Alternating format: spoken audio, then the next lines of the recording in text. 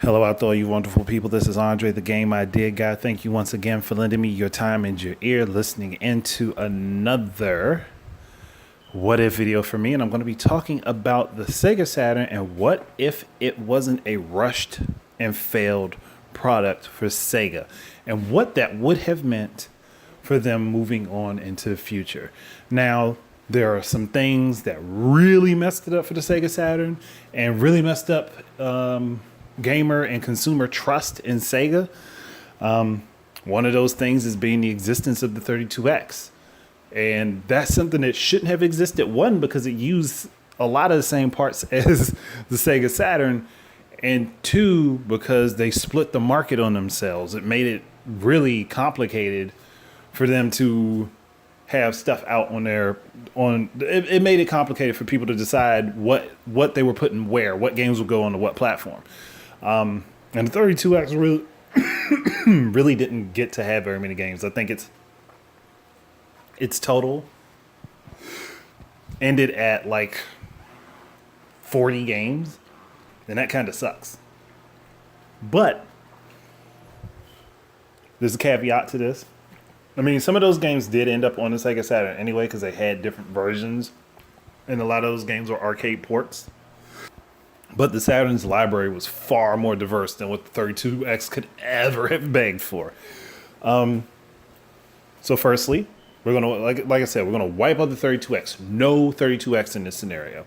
So all of those parts for manufacturing and stuff are indeed there for Sega Saturn's production.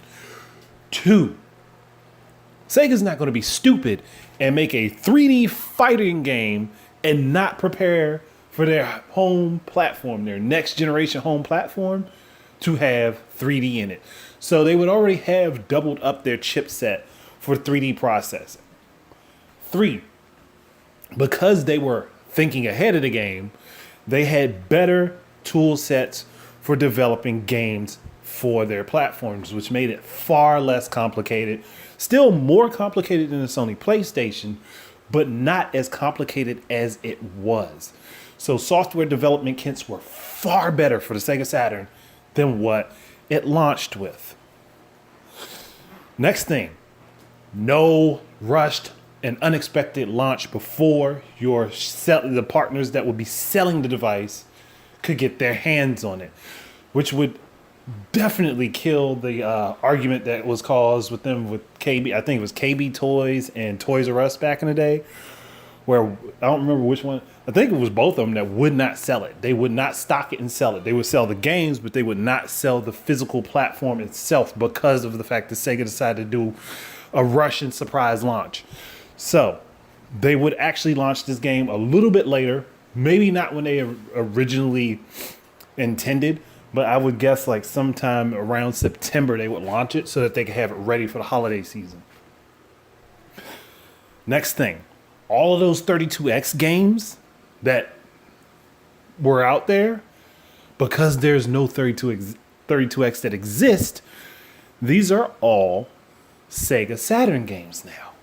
And that helps with its launch lineup and gives it a pretty decent, I mean, not the best, but a pretty decent launch lineup. And with these games being optimized for the Sega Saturn, and even the ones that required the Sega CD and 32X, because there's no 32X, that is not needed anymore. Guess what? You get the Sega Saturn can run them all. They can play them all, which worked out really well. Which would have worked out really well. And then the Saturn could actually still play Sega Genesis games because the port in the back, okay, and people will have to deal with me on this. The port in the back, while it is different on the Sega Saturn, the way it would have been designed is that it would come with a plastic piece a plastic cartridge slot that you can put inside of it on top of that, on those connectors, that would shape it out to the size of a Sega Genesis cartridge on the inside. And then you could slide the Genesis cartridge in on top. Because the Sega Saturn controllers are already so very similar to that of the Sega Genesis, it wouldn't have made a difference. You just have additional buttons that would not be recognized for the Sega Genesis games. That's it. So now you have backwards compatibility built into this device which was something that people definitely wanted. And on top of that, it could improve the visuals of it by expanding the amount of colors that these games had to them, the same way that the 32X did for the original Genesis cartridges. Woo, I am on a roll here. That's a lot of stuff that Sega could have fixed. And what else was I thinking about? I've gone over the software development kits. I've gone like this is so much stuff, and this is just the beginning of the video. I think that would have led to an early on initial success.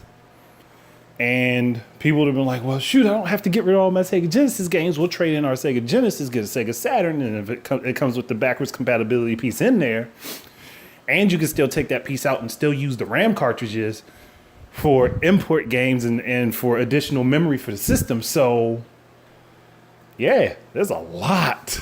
There's a lot there that's covered. So next thing is we don't have the mistake that happened to say that the Saturn is not our future, because the Sega Saturn was actually a very good console if it was worked on well enough. And game ports to it and a lot of games that were ported to it, that were put on it in the Sony PlayStation, most of the time were superior on the Saturn because it had superior processing capability, it had superior sound quality. It was just the overall better device as far as technical concerns are met. And that's not to say that the Sony PlayStation wouldn't have still been successful, but this is to say that Sega would have been more successful with the Saturn than they were, and it would not have failed the way they did, and they wouldn't have treated it the way it did. But that will also mean that Japanese arcade game, like Japanese games that could have been ported over here, like X-Men versus Street Fighter, Marvel Superheroes versus Street Fighter, those games would have come over. They would have been ported out. They would have been not ported. They would have been localized to other regions outside of Japan. Granted, for some games that would have meant that we lost characters, like in the case of Marvel Superheroes versus Street Fighter, the American version or the European versions likely would not have had the comedian Norimaru in it, but it's okay. Like, it would have still been the games as they were in the arcade, and they would have been superior versions to those that were on the Sony PlayStation that had that handicap to them where you could only play with one character unless both people pick the exact same characters, and then you could play the two versus two or whatever. Games like Resident Evil 2 and Resident Evil 3 would have also been ported to the Sega Saturn. The Capcom Classics collections that's not what they were called. I think they were called Capcom Anthologies or something along those lines. But those games would have also been localized to Sega Saturn and would not have been on well, I think one of them was on PlayStation, or two of them were on PlayStation. But they would have been localized for Sega Saturn, just like Street Fighter Alpha 3 would have been localized for the Sega Saturn, or the SNK fighting games that never got localized, like the King of Fighters collection, the Favorite Real Bout collection, and a lot more games that were coming out would have been put on the Sega Saturn. Again, also Mega Man X4 came out on the Saturn. Mega Man X3 would have been localized as well. I think would have made more sense to also do that localization, even though it came out in Japan a year earlier. It could have been a launch title for the U.S. region with the Sega Saturn. Got Mega Man X4. Mega Man X5 and 6 could have also come out on the Sega Saturn because it would have been able to last long enough for that. Gosh, like that would have been like severely increased the library of games that were available, along with Sega's newer titles that they were working on, along with Daytona USA, with Bug, Clockwork Knight, I think that was theirs, Knights. They had so many games that were coming out and happening, like it was just ridiculous. It probably would have made it also possible for the game Sonic Extreme to actually be put out because, Sega's teams themselves were having difficulty with developing the game for the Sega Saturn. So it probably actually would have launched. It would have been that Sonic game with the fisheye lens and everything happening, and that would have been a really cool experience. So there's so much that gets improved just with this platform alone without it being rushed. And I'm just like, amazed that it's like I'm going through this scenario and I'm looking at it like, gosh, there's so much stuff that could have been done that could have fixed everything for this. That would have been great. And I'm still nowhere near the end of this because I still got to talk about stuff past the Dreamcast. So yeah, there's a lot. So the Sega Dreamcast would have never launched in 1999. It would have not launched in 1999. It probably would have launched in 2001, and it would have been a completely different machine. Now, it would have still, as far as I'm concerned, it would still had the 4 player ports, but it would have had 2 different style controllers. One that's more in line with what the Sega Saturn analog controller was, but smaller, like the Dreamcast controller was. But it would have had all of the buttons that the Sega Saturn controller had. And it wouldn't have, which would have helped in keeping it from losing buttons to play games with. So it would have had the analog stick and the D-pad on the left side of the controller, the start button in the middle, the shoulder buttons, and it would have had the X, Y, Z, A, B, C buttons on the right side. It would have been a little bit wider than the Dreamcast controller was, but it would have still basically been the same shape and would have had the 2 VMU slots on it, which are the Sega Dreamcast memory cards. If anybody had any questions, it's called Visual Memory Unit. That would have had a better launch experience because it would have had more games for launch, and we would have still got Sonic Adventure, but it might have been a slightly different game. As far as I'm concerned, it probably would have been very different. I'm not going to say it would have been slightly different, but it may have been a better game with less issues with the cameras and probably tighter controls because Sega had more time working on their games for the Sega Saturn. So they would have been able to incorporate all of that knowledge and stuff into the Sega Dreamcast. And they could have done backwards compatibility from the Sega Saturn. Sega Saturn to the Dreamcast. So you'd be able to run your Sega Saturn disc in your Dreamcast because it would still have all of the same buttons and everything would have been maintained. And it would have had, I would say that the Dreamcast would have had the same RAM slot that's on the Sega Saturn so that you could use your RAM cards and stuff from the Sega Saturn for your Dreamcast. And that would have opened up backwards compatibility again with the Sega Genesis. See where I'm going here?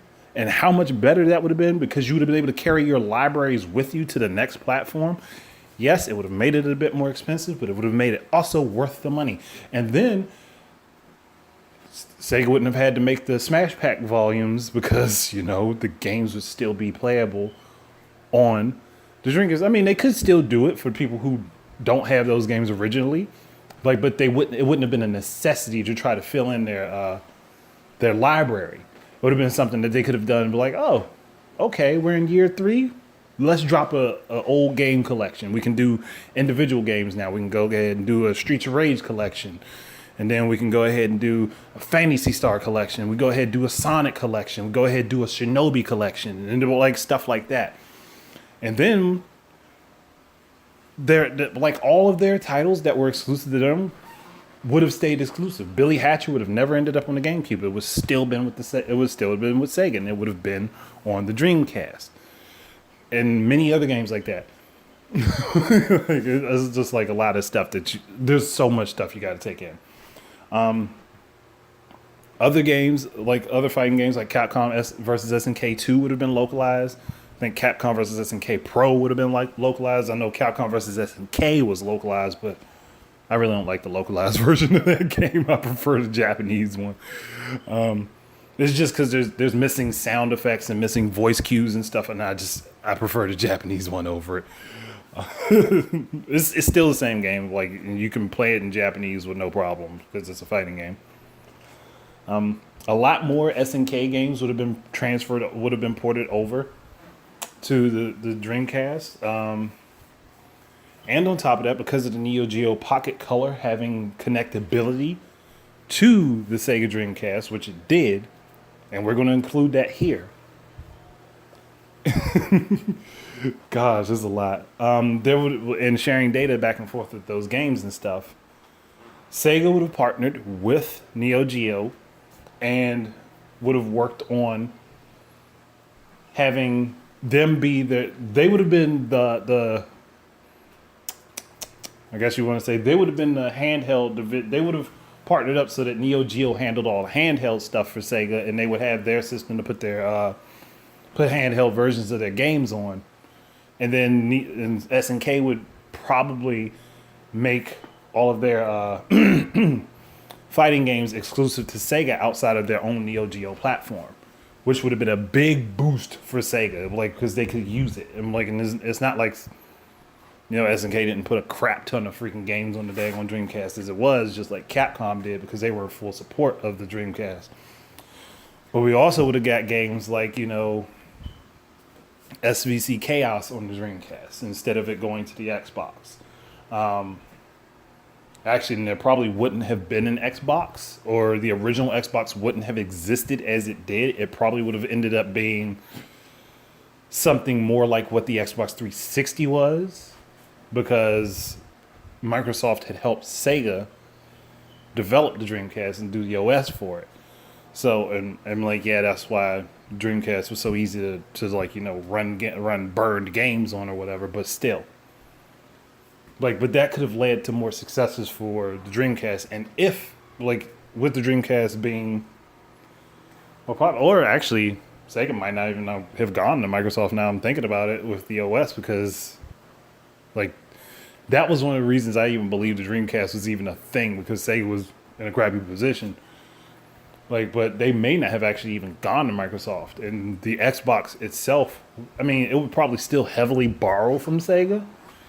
If you look at how the 360 and all the Xbox controllers are so similar to the Dreamcast, the original Dreamcast controller, I do believe that Microsoft probably would have inquired about working with Sega, and Sega probably would have. I don't know if they. I think they would have considered it still, but they may not have needed it. Is all I'm saying.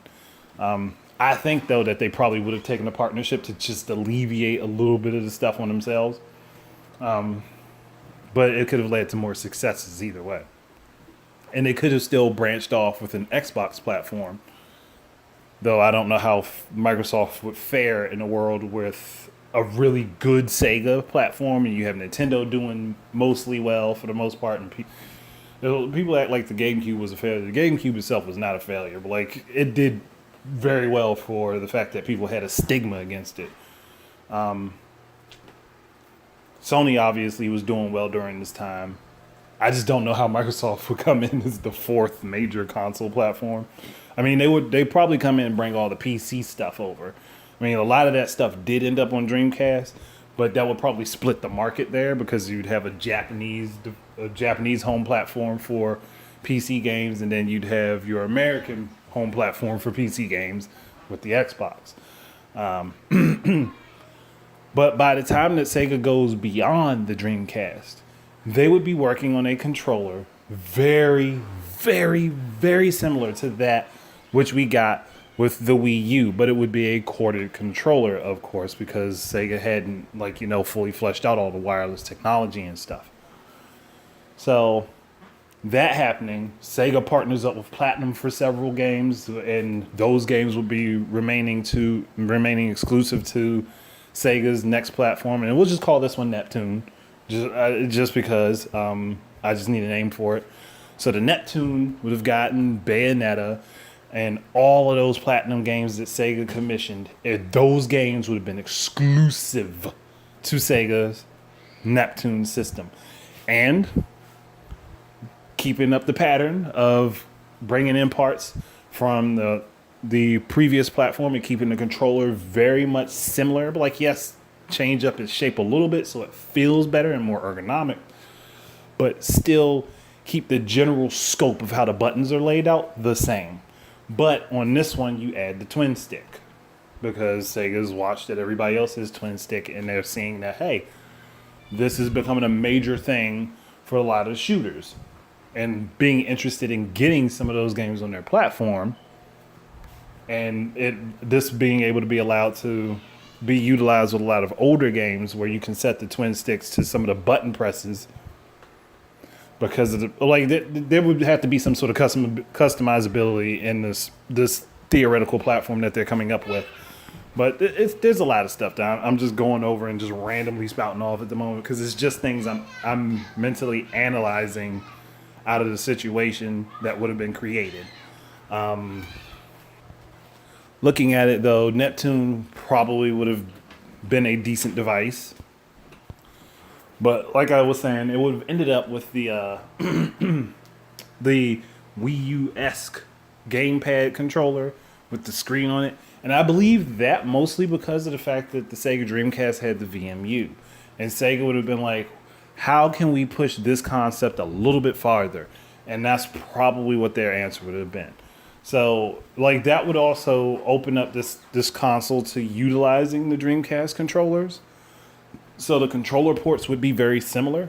Actually, probably the same. Like, that way you could have the newer controllers, but then you'd have the Dreamcast controllers also being able to be utilized with this system. So that way, for backwards compatibility and stuff, you don't have too many issues.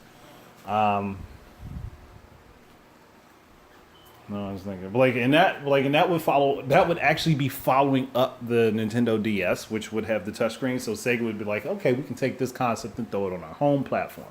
That's what I was trying. What I was thinking about. I was trying to say that, like, because Sega and Nintendo kind of, I could see them rivaling each other, while Sony decides that they're going to go ahead and rival Microsoft because they feel it's more beneficial for them, even though it wasn't. But all of Sega's mascot stuff would still be with them.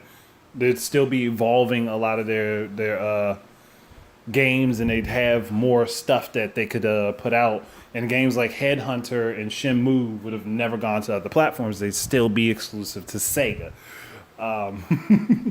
Shoot, I'm sitting here thinking, like, man, there's so much stuff that happened with Sega that would have been so much different had the Sega Saturn itself been a successful platform. Crap. But after that, I don't really know what they would have done outside of, going from a corded controller with the screen and touch screen on it and stuff like that to a wireless one like Nintendo did with the Wii U. And I still think that the Wii and the Wii U would have come out the way they did. It just would have been, Sega would have been the ones with the screen controller first, and then they would have implemented motion controls later. And Nintendo would have been the ones with the motion controls first, and then they would have implemented the screen with the motion controls and stuff in it after that, because it would have been like them and Sega bouncing off of each other. Which, again, for them would be freaking amazing. Like, and it would have been amazing for us, because there would have been a lot more high-quality games coming out, and we probably wouldn't be running into the situation where there's so much DLC and stuff that's being forced down our throats, because there'd be more stable competition. And Sega was one of the companies that could give Nintendo that stable competition if they were not reactionary like they were back in the day. Like, if they had forethought, like what my scenario gives them is forethought, like looking forward to the future and not just looking at what the other companies are doing. Like, that's what Sega needed, and that's what they didn't have. So I'm looking at this and I'm like, man, how am I? Like, because I can't go past this Neptune point, because I just don't know what Sega would do after that. Like, again, outside of what I just told you guys, I don't know what they would do after that. So I'm looking at it like, it's an interesting scenario. It's an interesting way things could have went. But I just really don't know how much further they could have pushed it. So, I mean, because in my scenario, they stay successful. I just don't know what new things they would come up with. But I kind of have the feeling that they would have ended up where Nintendo is now with the Switch, and they would have had a device that's very similar to that, like, which would have cut off backwards compatibility and stuff, but it would have still been one of those things where it's like, oh, well, Sega's putting out something new. Let's check it out.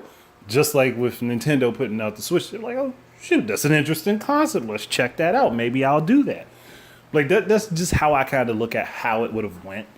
I mean, I kind of hopefully went over enough stuff with the very first, like, 10 minutes of this discussion that you guys have to deal with.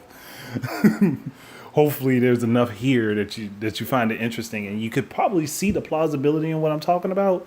I mean, some things may not have worked the way I'm thinking, but like what I'm looking at, if Sega would have had their mind in the right place, and everything would have stayed on track, this is what I see how it would have. This is how I see it would have went.